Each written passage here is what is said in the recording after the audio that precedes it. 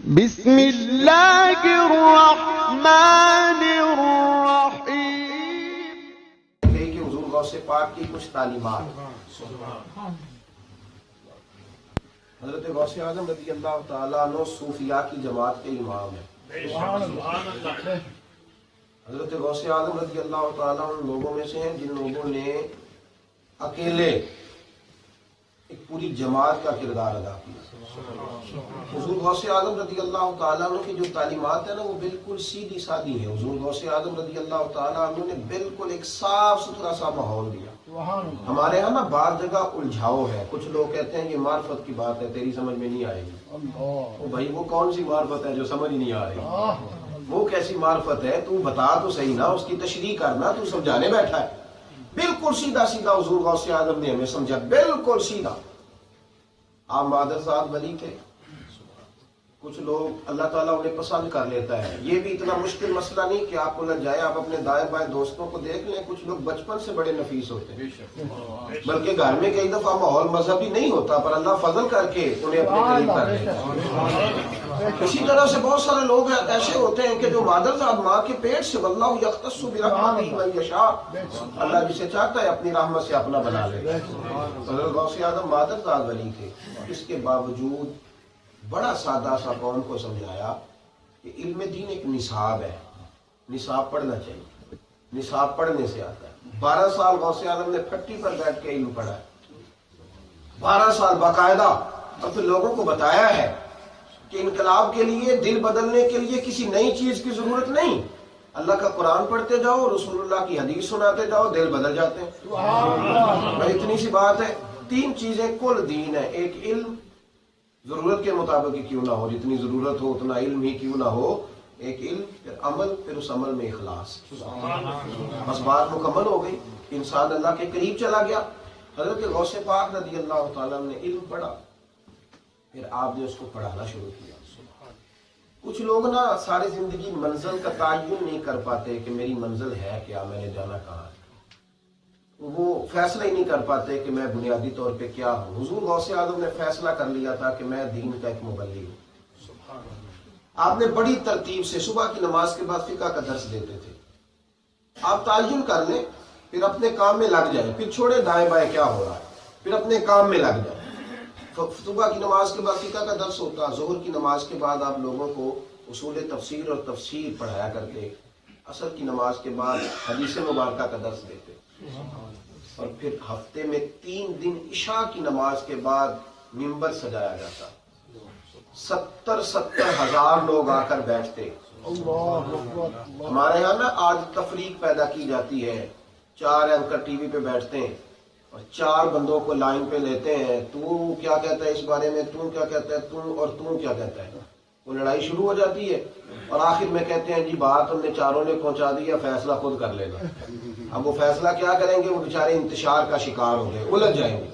حضرت غوث اعظم رضی اللہ تعالیٰ عنہ کی تعلیمات سلجھانے والی، لوگوں کی ذہن سازی کی غوث پاک نے، ایک ہی بات بتائی، اللہ والے بن جاؤ بچ جاؤ گے، رسول اللہ کے غلام بن جاؤ بچ جاؤ گے۔ 70 ہزار لوگ آئے غوث پاک کے پاس، اور بات ایک ہی تھی کہ اللہ کے نیک بندے بنو۔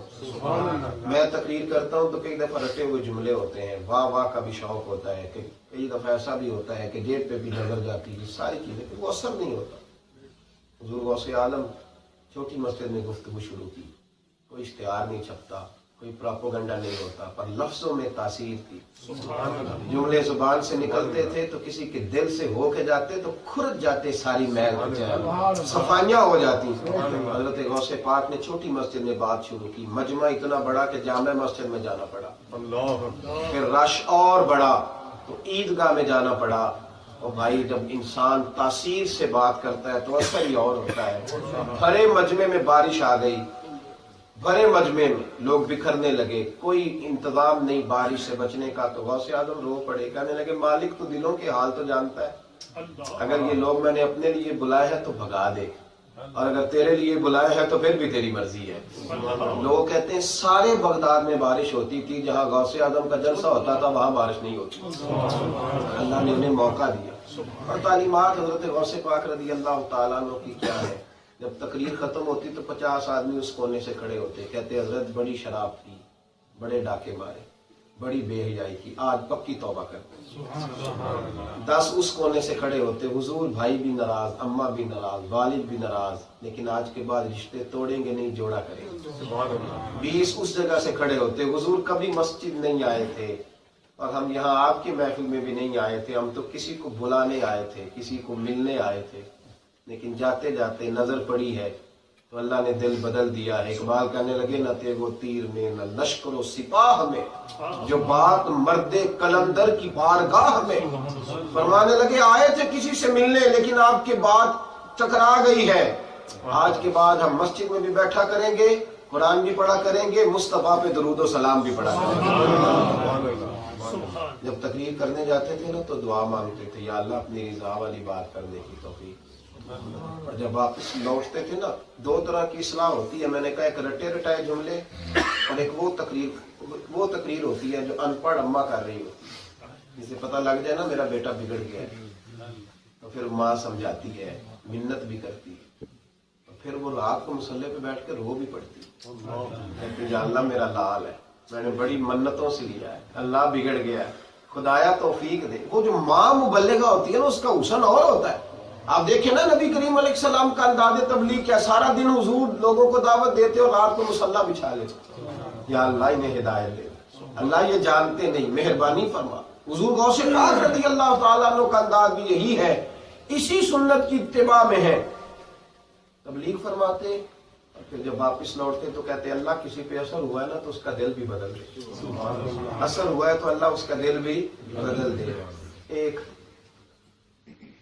गवैया था, गाने गाया करता था, गौसे आज़म उसे समझाते थे कि तू जब गाने बाजे की महफिल सजाता है तो नौजवान जमा होते हैं, रक्स व सुरूर शुरू होता है, माज़अल्लाह शराबो कबाब के जाम चलने लगते हैं तो बाज आ जा।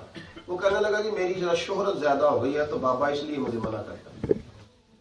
आपको पता है ना, जब लाइक से ज्यादा हो तो बंदा परेशान हो जाता है। जब 15-20 आदमी लाइन में खड़े हो ना सेल्फियां लेने वाले, तो फिर इंसान को महसूस होता है कि है कोई चीज। जब 15-15 फोन जाते हैं तो बड़ा मुश्किल होता है अपने आप को संभालना। फिर थोड़ा सा ना अपना वो स्टेटस उसको बड़ा ऊंचा लोग ले जाते हैं, कहते हैं मैं ये भी होता हूँ, फलां भी आया था, फिर दास्तानें और होती। वो कहने लगा कि मेरे असल में प्यार करने वाले ज्यादा है तो गौसे पाक पता नहीं क्यों ऐसा करते हैं। आपने बड़ा समझा, माज़अल्लाह सुम्मा माज़अल्लाह वो मुखालफत करने लगा और ताना व तशनी और बुरे अलकाबात से माज़अल्लाह सुम्मा माज़अल्लाह याद करने लगा। ये दीन के लिए ताना खाने में बड़ा ही मजा है। पंजाबी का शेर है, अगर आपकी समझ में आ गया तो ठीक है, न भी आया तो मुझे तो मजा आएगा ही।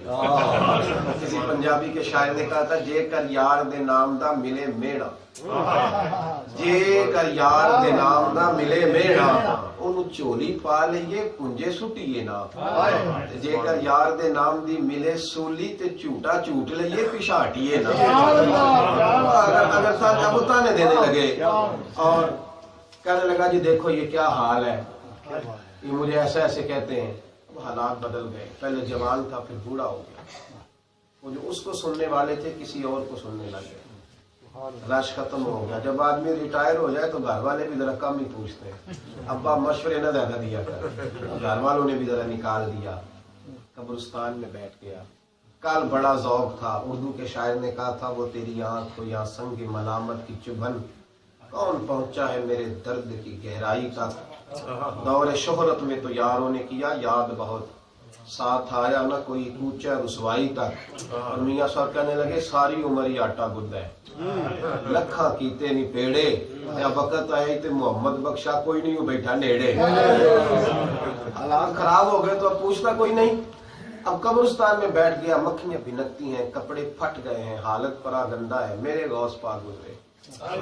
और रब करीम का बंदा बड़ा ही मेहरबान होता है, बड़ा करीम होता है। गौसे पाक गुजरे तो उसकी वो हालत देखी, गुलाम को बुलाया तो आंखों में आंसू। कहने लगा, हुजूर क्या हुआ?